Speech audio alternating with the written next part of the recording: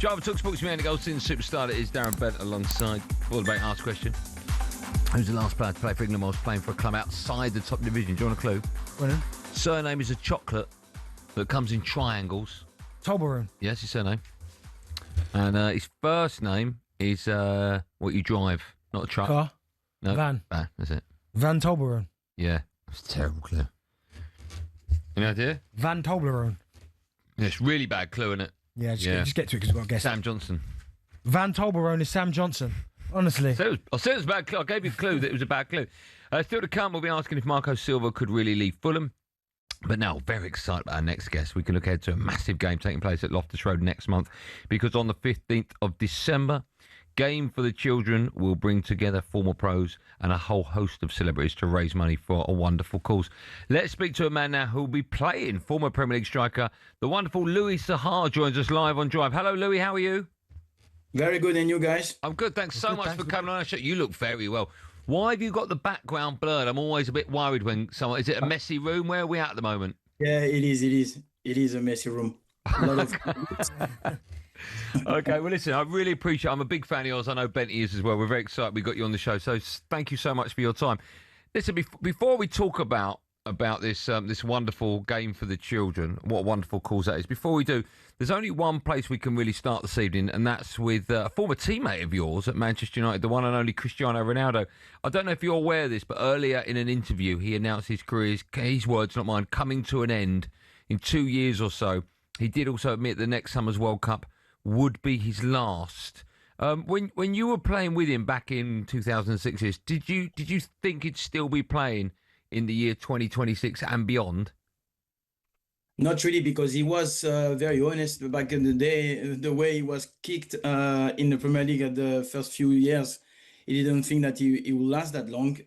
But after he realized that his fitness and all his kind of ambition that he planned as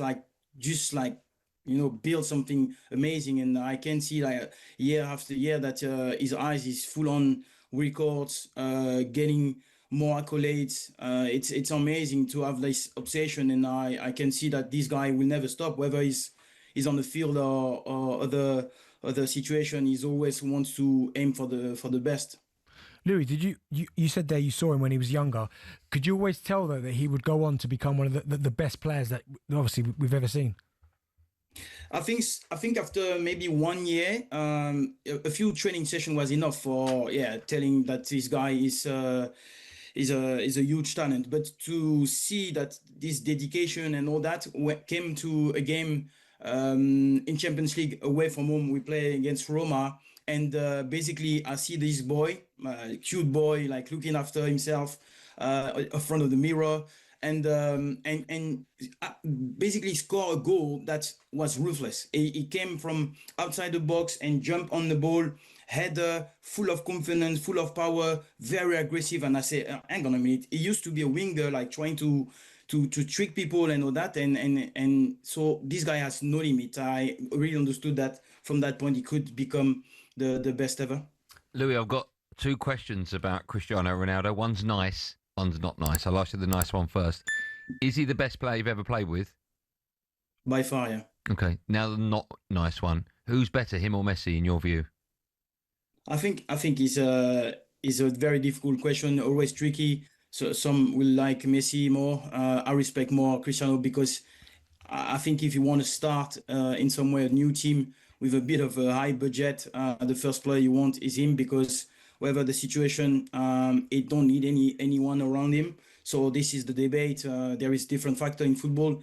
So on this one, particular this one, it's just like physically, mentally, technically, tactically, is more complete in my sense of football. But yes, when you look at quality and all that, this is debate.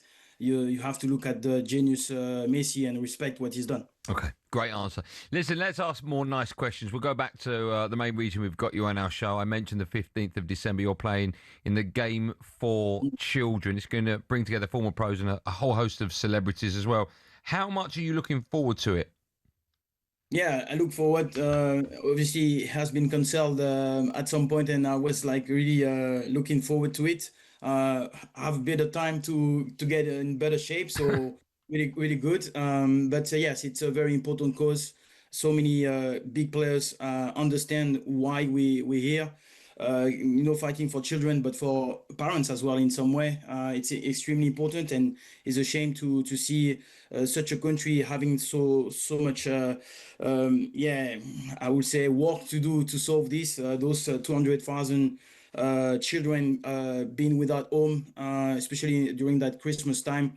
It's alarming and it's sad. So we have to do something. It's very small compared to a lot of work that volunteers are doing every day to get some food on the table for those guys. And I think it's important. Like Darren, like other players will join and make at least a good try to get awareness and good try to actually raise money. That's for sure. Yeah, really well said there. It's a really good cause. But I'm wondering, do you play much football now? Do you still have a little five-a-side with your friends, or are you going into this game not playing any football at all? Yeah, I don't play at all because my knee is very fragile. So I do once in a while. I let 3 4 weeks in between. I do a little bike and jog and some tennis, but my fitness is always a bit of tricky. But I go for it. Even for charity game, I try to be there. Kind of involved with the legend sometimes, so it's always fun. But yes, my body doesn't allow me to do that every day. I know that feeling. I was going to ask if you play paddle, but I'm guessing if your knees not the best, then that's probably something you definitely steer well clear of. Apparently, it's maybe better than tennis. But yes, that's not my type. Okay. If I have the chance to do some sport, I will choose tennis over paddle. Okay. Good choice. Good choice. Right. Listen, if you don't mind, we'll come back to that in a moment, and I'll let people know how they can get tickets because it is for a great cause. But while we've got you, we should talk about some of your former clubs, and we'll start with Manchester United. 2 draws in a row, unbeaten in 5. Do you think the Man United have turned a bit of a corner or not? What do you make of Manchester United under Ruben Amorim? Yeah, it happened before. So basically, that's not enough. Like being around the corner, doing some like inspiring things, better things. Yeah, it happened before. But the consistency is something that is take way longer. Yes, we definitely have like better set of players for the system. Let's say we have been criticizing the system a lot. So there is element of hope that people understand it, people are fit for it. Some are able to get other position like Ahmad, like Bruno. I've seen some defenders really playing really well, like Delete and Maguire. So some of those games show that they are very strong as well in midfield. Casemiro coming back, so there is sign. But I don't think that they have clicked yet. Some of those signing like Seshko hasn't clicked yet, but it's good prospect. There is like 2 great signing with Cunha and Mbeumo. So definitely you can see that there is some better setup, but still some hard work to do here. No, you spoke there about Benjamin Sesko, and he has found it quite tough at his start at Manchester United. But I want to ask you, what's the pressure like then? Because you came from Fulham and went to Manchester United after scoring a lot of goals for Fulham. Sesko's come from Leipzig, and let's no disrespect, but Manchester United is again one of the biggest clubs in the world. What is the pressure like playing for that football club in that position? Yeah, it's enormous pressure. People tend to feel like it's all natural when you have quality, it's your job and all that. No, it's not the same. It's really like you can feel it every day. You go in a setup where if it's not the press, it's the fan. If it's the pundit, the legends coming and speak on your back, it's not easy. So really, like you can see that the attention it's enormous. But then it's true. I came to a club and then I had the chance to play for Man United. But at the time, I thought that we had stability. We had a manager. We had kind of a culture that was there set, and it was stone. It can't move. So I came in and it was easy. I had players like Van Nistelrooy, Scholzi, Roy Keane. You name all of those players, on any line, they were amazing and full of confidence. Yes, sometimes you have a bit of transition. You play against Chelsea at the time or Arsenal, unbeatable team. It was tough, but we were good. There is like when you sign in a new club like that, with enormous pressure, and the transition is not solved yet, it's really hard. So I do think that Sesko has a job to really look at himself, improving every day, and that's it. Just focus on that. But that's not easy. That's why I think it's almost a dangerous gamble signing in some way, because you don't have alongside him a Hurricane or someone in that stature as I had before when I was with Solskjaer, with Tevez at some point, or other players. So it's not the same. Well, we'll stay with the theme of the striker. Yesterday, we had David Moyes on talkSPORT. He was talking about how difficult it is to find a top striker these days. Beto and Barry, they've been struggling for goals. How difficult do you think it is nowadays to get a decent number 9? And also, when I was a kid, and even maybe up to 10 years ago, everyone wanted to be the striker, the number 9. Do you think it's as much of a love position for kids growing up as it used to be? And by that, I mean, I sort of feel the number 10 role is quite a sexy role now. Even the Declan Rice role, the 8 and the 6, is incredibly appealing to kids. So is the number 9 shirt and number 9 role still as sexy and as appealing as it used to be back in the day, do you think? Yeah, it's enormous pressure. So basically, when you have that kind of position and responsibility, especially in a big club, it's extremely hard because you don't have the same amount of balls going into the box for you. So most of the starting play, they have a focus on getting the ball on the wingers. So the Salah, the Mane, the all those like very skillful players, and those are the ones that now are looking for goals and stats. So it's like they all have this focus with Cristiano Ronaldo, just change the position and the format of the game. And now, as a striker, you need to have tremendous physique. You have to be really able to win all your 50-50 in that box. Quite of like quick and sharp, because as I said, you don't have so many chances as before. We were physical. The ball were coming into the box with different pace and different angles, and now it's all coming inside. And for the striker to get the right kind of like movement, it's extremely hard to read.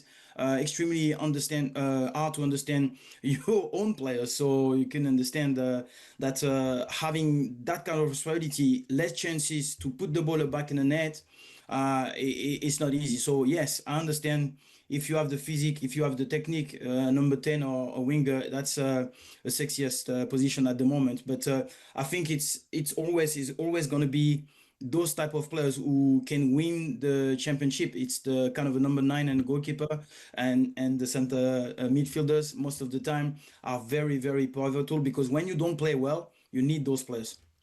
Just a quick one about another one of your former clubs, Fulham. There are reports today suggesting that Marco Silva could actually be leaving. His contract is up in the summer, reportedly holding off for signing a new deal. How good a manager do you think he is, and how important is it that the club try and hold on to him? Yeah, he has been very, very important. Fulham in his evolution, I would say, because they have become a better club, more stable than he was like 3 or 4 years ago, where they were doing the yo-yo. I think Marco Silva touch has been very, very strong. He knows football, and he knows how to actually get that consistency that every manager wants, but with quality. So Fulham has done really well. Managed to get some great signing when they let some others go. Nothing has really affected the way they play. So I think he's done a tremendous job there. And we'll be sad. That's why I said I think the new signing will be the manager really committing and trying to get a bit of legacy in that club, where they can reach Europe and get better silverware in that cabinet. I think it's important that this club get that, I think, objective in the mind, and it comes from having stability from players, from managers, obviously from staff. Louis, listen, thanks so much for coming on Real Chat. Where are you based now? We'd love to get you in the studio. You in England? You in France? Where are you? Yeah, I'm in south of France, so you have to let me travel, yeah. Well, you broke up there when you said pay for travel. We would. Are you over in, apart from this game, right? How long are you over here for when the game's happening? Yes, most of the time I do 1 or 2 days max, and back home. Okay, if we buy you a sandwich on the 14th floor, will you come over? I will. Just to meet you guys. Yeah, it Oh, would how be a nice. We would be absolutely honoured. We all got very excited when we knew you were on our show. We'd be honoured to have you in the studio. So hopefully that'll be sooner rather than later. Let me just remind everyone where they can see you on the 15th of December, Game for the Children. Going to bring together former pros and a whole host of celebrities to raise money for a wonderful cause. There's still a few tickets left. Everyone, you can go to www.games4, and it's a 4 as a number, games4thechildren.com. Louis Saha, a real honour. Thank you so much for your time. We look forward to seeing you, hopefully, in the next, 4 months, 6 months in London in our studio. We'd be delighted. That'd be great, Louis. Cheers, Louis. See you. Thanks for coming on. There you go. Louis Saha, how nice was that? Legend.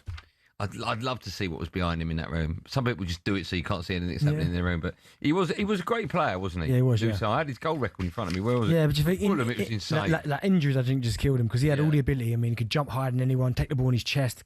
Lovely left foot, lovely Incredibly finisher. fast, wasn't he? Yeah, but don't you remember his spring in the air? I don't remember oh that. Oh my actually. goodness! Wow. No. Yeah. What? Okay. I mean, he was 1 and 2 wherever he was at, really. Yeah. Give or take. Played for Lazio at the end. Do you know that? Yeah. Yeah, okay. When we come back, we will have some fun with the best of talkSPORT. And I think we've got another song to play. The best one, Billy's, is coming in less than an hour.